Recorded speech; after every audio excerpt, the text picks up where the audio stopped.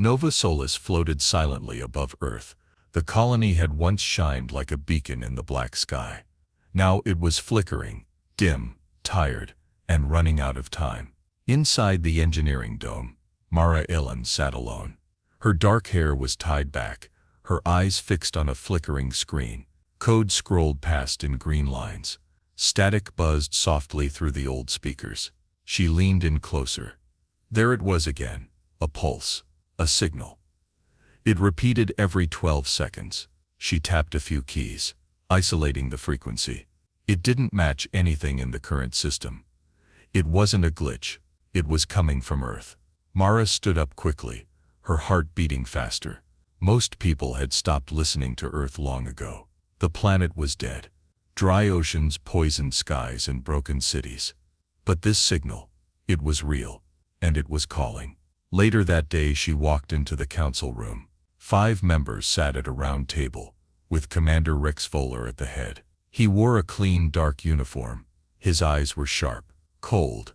"I found something," Mara said. Rex didn't look impressed. "If it's another broken data string, we don't have time." "It's not broken. It's a signal. From Earth." Now they looked at her. She placed a small device on the table.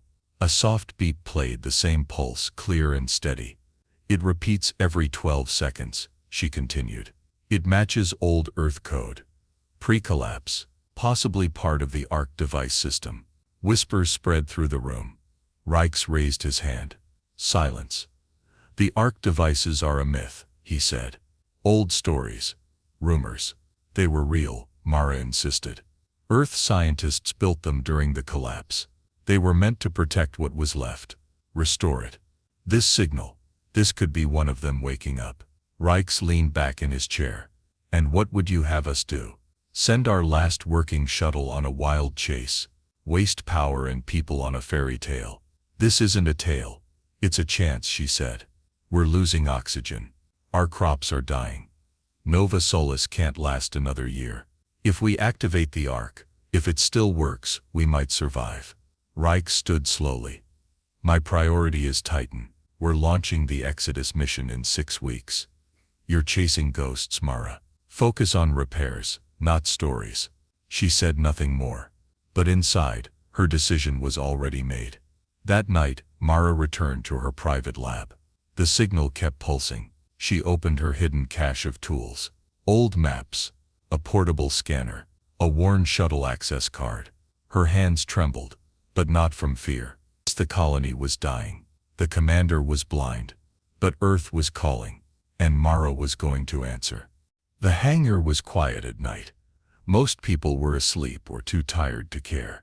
Only the hum of generators and the soft clicks of security drones filled the air. Mara moved fast, her boots light on the metal floor. She wore a gray flight suit, a small satchel over her shoulder. Inside were the tools she'd need: maps, signal beacons, energy cells, and the old Earth data chip she'd recovered years ago. She reached Shuttle Bay 6. The door was sealed, but her clearance card still worked.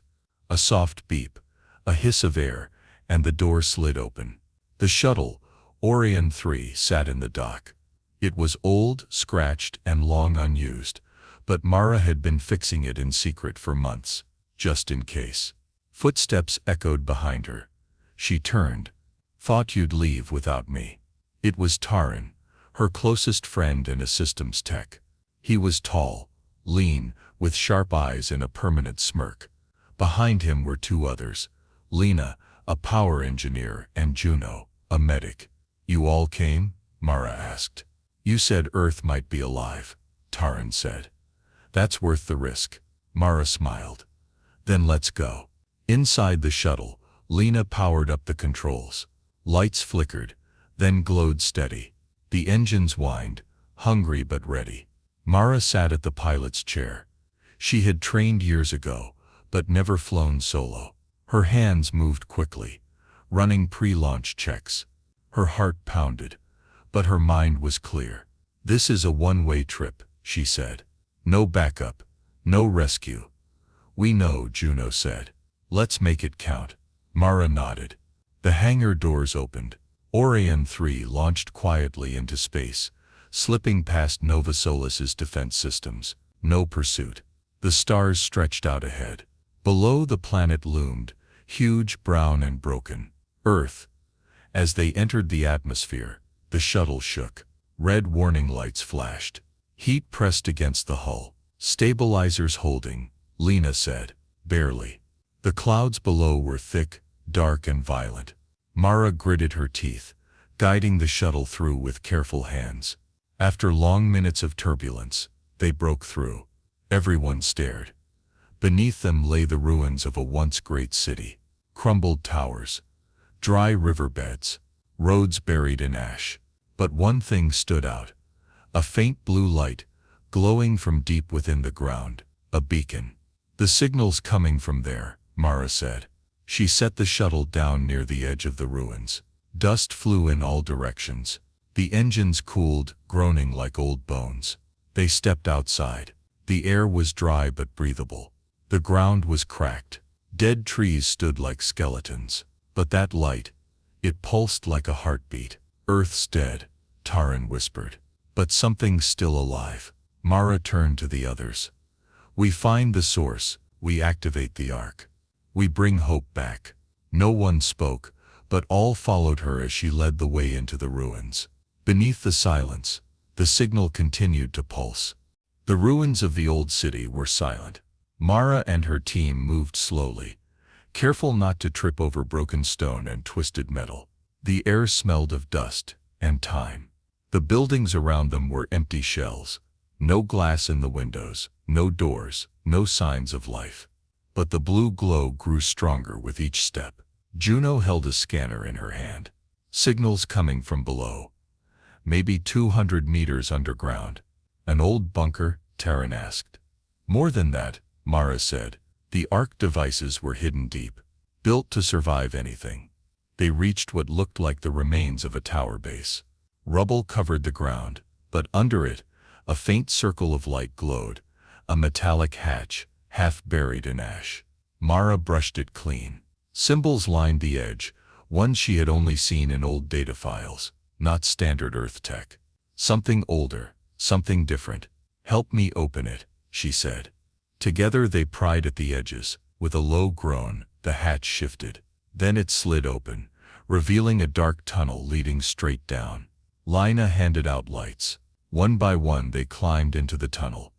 Using worn metal rungs, the tunnel led them deep into the earth. Walls of smooth steel surrounded them. Old power cables lined the edges, dead and dusty. But as they descended, soft lights began to flicker on, dim at first, then brighter. The system's waking up, Mara said, breathless. They reached the bottom. A wide hallway stretched before them, glowing with soft blue light. Strange machines lined the walls, some humming faintly, others still cold.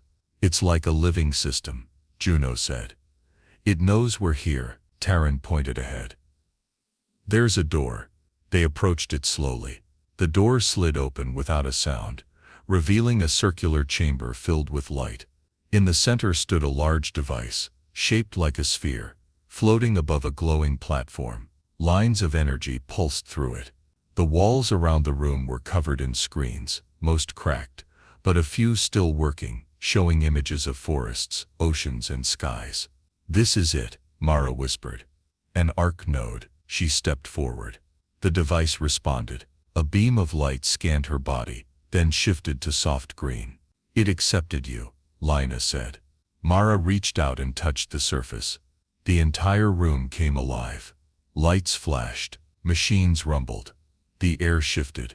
Data streamed across the walls. Maps, climate records, DNA libraries, old human archives. A voice spoke, calm and soft. Biometric match confirmed. Arc system partially online. Earth restoration status, standby. Mara's heart pounded. It still works. It's real. Suddenly an alert flashed on one of the screens. Incoming aerial units. Identity Nova Solis command. Taran's face turned pale. Rex found us. Already, Lina asked. How? He must have tracked the shuttle launch, Juno said.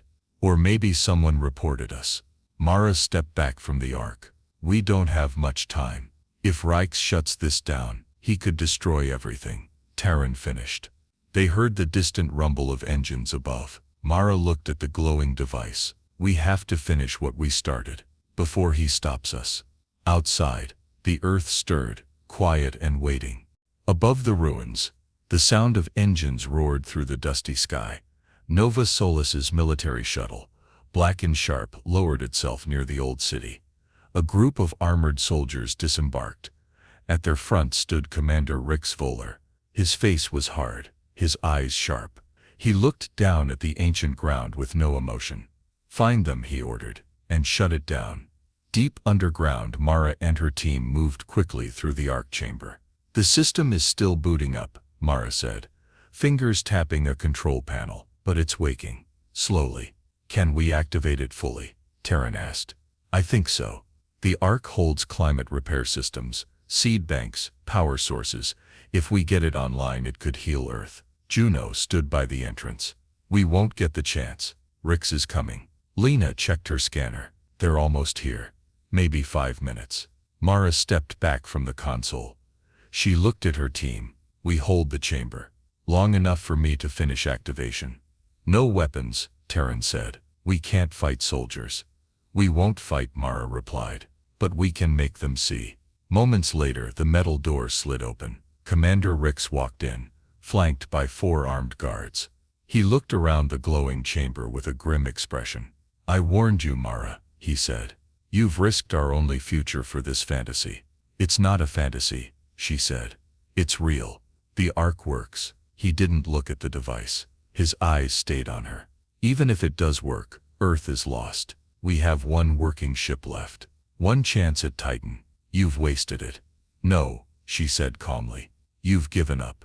That's not leadership. That's fear." Rick stepped forward. "Stand down. Shut it off. Come back now. And no one will face charges." "No," Mara said. "I'm finishing what Earth started." He raised his hand. One of the soldiers stepped forward. But then something changed. The room began to shift. Walls lit up. Screens flashed. A low hum filled the air. Then a hologram appeared in the center of the chamber.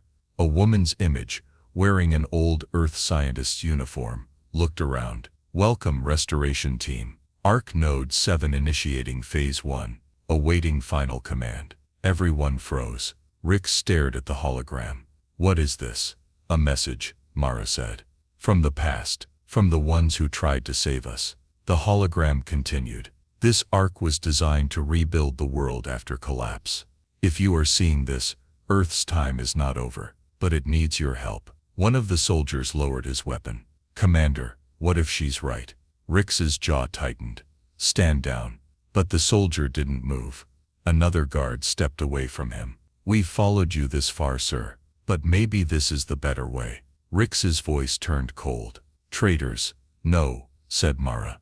"They just believe in a future worth saving." Rix looked around, realizing he had lost control. He turned and walked out without another word. Mara stepped to the console. Her hands were steady now. She typed the final sequence. The arc glowed bright. The ground trembled. The hum grew louder. Phase 1 complete. Atmospheric repair in progress. System awakening. Tears filled Mara's eyes. She looked at her team. "We did it." The old Earth machines, the last hope of humanity, had begun to breathe again. The arc chamber pulsed with energy. Blue light flowed through cables in the walls, like liquid. The air shimmered, no longer dry but cooler, fresh. Mara stood in front of the control panel, watching in awe. The room felt alive. "The system is responding," she said. "It's starting Earth's restoration cycle." Data poured across the screens. Climate maps, weather patterns, oxygen levels. Numbers rose slowly. Outside, the dead winds shifted. Clouds began to form. Terran stepped beside her. "Is this really happening?" Mara nodded. Phase 1 means air regulation. The system is pulling moisture from deep underground. It's restarting the planet's cycle. Behind them, Lena and Juno monitored the growing energy surge. "Power is stable," Lena said. "The arc is running on something I don't understand, but it's strong." Juno smiled, watching a screen that showed the sky. There's rain forming. Mara's eyes softened. We're watching Earth come back to life. But in the distance, an alarm blared. A warning flashed on the screen. Unauthorized access, core system threat. Detected. Mara spun around. Someone's in the core chamber. Taren cursed under his breath. Rex. They ran through the corridor, following a second tunnel that led deeper underground. The lights flickered red now. The hum of the ark had changed. Deeper, louder. They reached the core room. It was vast, round and filled with a glowing central column. And there stood Commander Rex, alone. He held a pulse charge in his hand, ready to destroy the ark's heart. You were warned, Rex said, his voice calm but cold. You've chained us to this broken planet. This machine is a false hope. You saw it working, Mara said. You saw the Earth beginning to heal. Rex shook his head. Too slow, too risky. We don't have time to wait for miracles. This is the miracle. Mara stepped forward. Titan will never be home. Earth already is. You're just afraid to believe it. Rex's hand hovered over the detonator. But then behind him, the ark's core projected another hologram, this time of Earth itself. Green hills, flowing rivers, blue skies, the past, the future. Rex hesitated. Taren moved fast. He tackled Rex, knocking the charge from his hand. It clattered across the floor. Mara rushed forward and disabled the device. Rex lay on the floor, defeated. He looked up at her, silent. You can't stop this, Mara said softly. Earth is waking up, with or without you. Back in the main chamber, the system completed phase 1. The clouds outside grew thick. The sky darkened, not from ash, but from real weather. Then a drop of rain hit the cracked ground. Then another, and another. Outside, for the first time in hundreds of years, Earth began to rain. Above in Nova Solis, the rain signal was received. Oxygen levels rose. Solar panels caught strange new energy from the ark's transmissions. Lights powered back on. The people of the station stared at their monitors, watching the Earth change below. A voice echoed through every speaker. Earth restoration has begun. Human life support systems returning. You may come home. Mara stood outside the ark chamber, feeling the rain on her face. Cold, clean, alive. Juno laughed in the background, spinning slowly with her arms open. Taren just stood there, quiet, staring at the sky. Mara smiled. This is only the beginning. Morning broke over the ruins of Earth for the first time in centuries. The sun rose through fresh clouds, casting golden light across the broken city. Rain had washed away the dust. Puddles glimmered in the streets. Small patches of green pushed through cracks in the ground. Tiny plants, reaching for the sky. Mara stood at the edge of the old city. Her boots wet with rainwater. The air smelled clean, alive. She closed her eyes and took a deep breath. It felt like hope. Behind her, the ark chamber hummed gently. The lights were stable now, no longer pulsing with urgency but glowing with quiet strength. The system had fully entered phase 2, soil repair and plant growth. Lina was checking the soil samples. It's starting already. The ground's recovering. It's like the ark is waking up the Earth itself. Taren walked up beside her. Nova Solis received the signal. They've stopped the Titan mission. Shuttles are being prepped to come here instead. Mara smiled. They're coming home. Inside the chamber, Commander Reich sat under guard, silent and distant. He hadn't spoken since his failure in the core room. He watched the screens but said nothing. Juno stood nearby, watching him. Do you think he'll ever understand? Maybe, Mara said. Maybe not. But that doesn't matter now. The Earth speaks louder than he ever could. They let him stay. No prison, no revenge, just silence, and the sound of the world healing without him. By midday, new teams arrived from Nova Solis, scientists, engineers, families. They walked the ground slowly, as if afraid to believe it was real. They looked up at the sky and down at the growing grass. Some cried. Some laughed. Mara stood before them. her voice calm and steady. "This is where we begin again. Not with spaceships or fear, but with the ground beneath our feet. We're not running anymore. We're rebuilding." Over the next days, ARC stations across Earth began to wake. Mara and her team shared activation codes, guiding others through the process. One by one, the systems lit up. The air grew richer. The sky cleared further. Animals, long hidden, began to return. Insects buzzed softly. Birds circled above. Rivers slowly filled with water. Life remembered itself. One evening, Mara returned to the place where Orion 3 had landed. She stood on a hill that used to be nothing but ash. Now green shoots covered it. Taran walked up beside her. "You ever think you'd see this?" "No," she said. "But I always hoped." They stood in silence, watching the sun set behind the new clouds. The arc lights blinked softly across the horizon, like stars on Earth's surface. Juno, Lena, and others sat nearby, laughing around a small fire. No buildings yet, no homes, but they had what mattered most: a beginning. Mara looked up at the stars. For the first time, they didn't feel far away. They felt like part of something whole. She whispered to herself, "We're finally home."